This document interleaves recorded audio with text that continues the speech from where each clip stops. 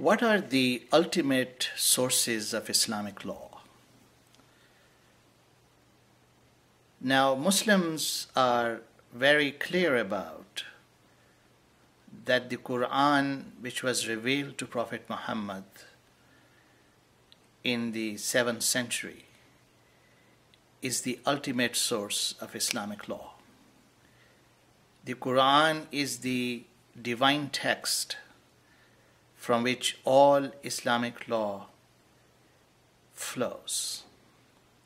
And there is no source of Islamic law that is higher than the Qur'an. In addition to the Qur'an, there is a second source that is also the source of Islamic law, and you can call it the Prophet's Sunnah. Now, the Prophet's Sunnah consists of the cases that he decided, the sayings that he made in the context of certain issues, and certain deeds that he undertook while he was the Prophet. Now, the Qur'an was revealed over a period of about 23 years. And similarly, the Prophet's Sunnah also spans over a period of 23 years. Now, the Qur'an and the Prophet's Sunnah together may be called the basic code of Islam, the ultimate divine texts that determine the structure, the content, and the legal methodologies of Islamic law. These two sources are divine in nature. The Qur'an is the word of God, and the Sunnah is the word of the Prophet.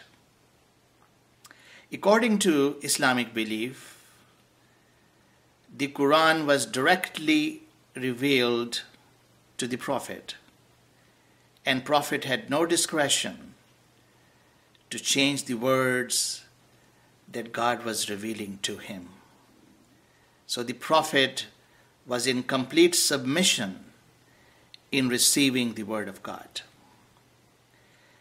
And since its revelation, the Qur'an has not been changed, has not been altered, because no human being has been given the authority either to modify, substitute, or repeal the words of the Qur'an revealed in Arabic. Now, the second source, which is the Prophet's Sunnah, we do not have, in all cases, the exact text of the Prophet's sayings. And the text may vary from one transmission to another. But in the first 250 years after the revelation of the Qur'an and after the death of the Prophet, Muslim jurists put together the authentic ahadith of the Prophet so that the authentic may be separated from the frivolous, and compile them together in order to determine the source of Sunnah. Now, for most Muslims, particularly Sunni Muslims, two compilations stand out. And they are Imam Bukhari's compilation and Imam Muslim's compilation.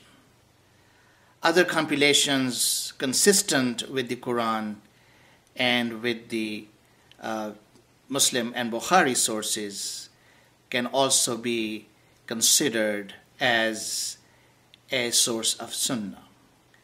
So in other words, the basic code of Islam upon which all Islamic law is founded consists of the word of God and the word of the Prophet compiled in authentic sources of ahadith.